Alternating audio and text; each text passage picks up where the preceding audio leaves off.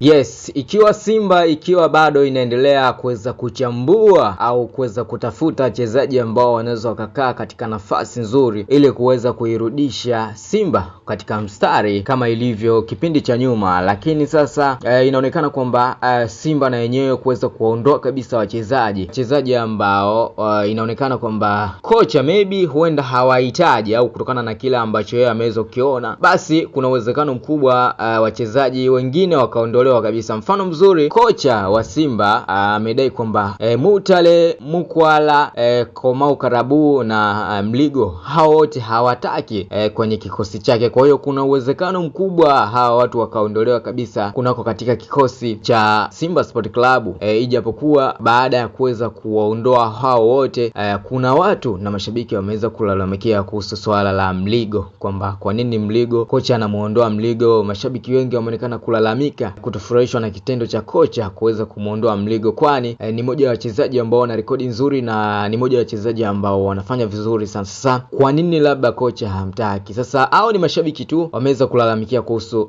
kuondolewa kwa wachezaji hao kuna katika kikosi cha Simba Sport Club. Lakini pia kuna uwezekano mkubwa Simba Sport Club wakaweza kumleta Kibabage kutoka pale Singida Sport Club, kutokana na taarifa ambazo tumeweza kuzipata kwamba baada ya kocha mkuu kumkataa Mligo au Anthony Mligo, Simba sasa wameamua kupeleka ofa kunako katika kikosi cha Singida ili kuweza kumpata Kibabage.